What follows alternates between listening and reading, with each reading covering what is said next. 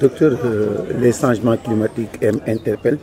Aujourd'hui, quelles sont les attentes par rapport à ce projet? Et si nous savons que la zone soudano-sahélienne est plus qu'affectée par les changements climatiques. Donc, comme je l'ai rappelé tout à l'heure dans ma présentation, les économies des zones semi-arides sont à dominante rurale et forcément tributaires des facteurs climatiques, structurels, conjoncturels, dont nous n'avons aucune prise. Et surtout, le terme crise devient maintenant une caractérisation banalisée.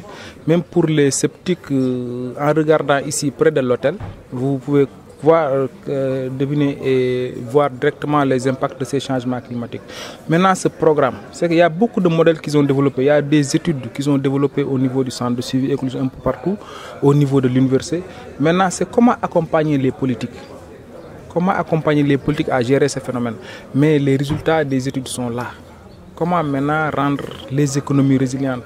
Comment faire profiter par exemple du tourisme? Ça, par exemple, dans le cadre de la revue nationale pays, au Burkina, ils vont beaucoup parler des ressources naturelles, des parcs, et ainsi de suite. Mais ici, on a préféré par exemple parler de l'économie.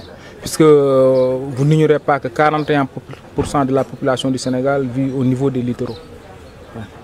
Docteur, le problème fondamental aujourd'hui, c'est que dans le cadre de la gestion des changements climatiques et des stratégies définies, nous avons des problèmes. Sur le cas spécifique de l'érosion côtière, il y a la difficulté d'adopter une politique claire.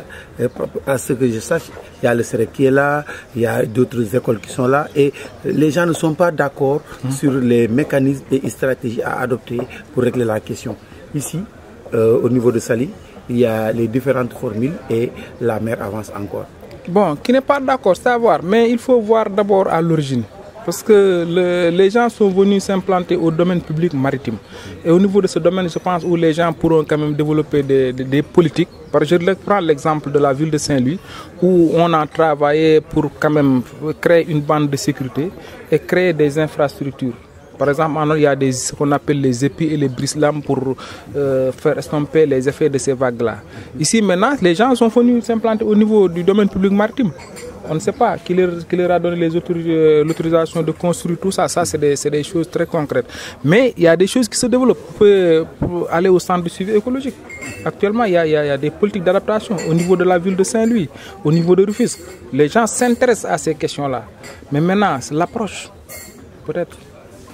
Il y a des installations ici en amont par rapport à Saly Nord, un ponton mis en place et la dérive s'intensifie vers le sud.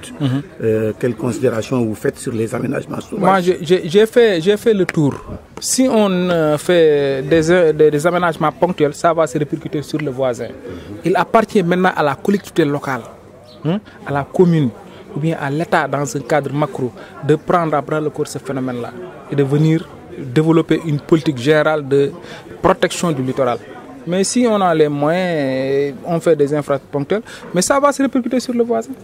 Et ce n'est même pas durable. Vous pouvez regarder juste derrière l'hôtel.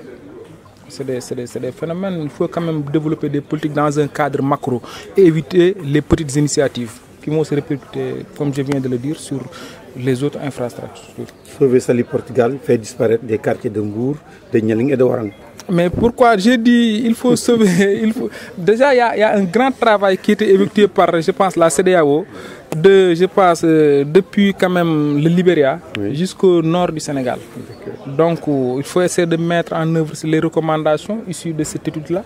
Et actuellement, les gens y réfléchissent. Où trouver les fonds maintenant, ça c'est un autre problème. Il appartient à l'État. Je vous remercie. Merci beaucoup, c'est moi qui vous remercie.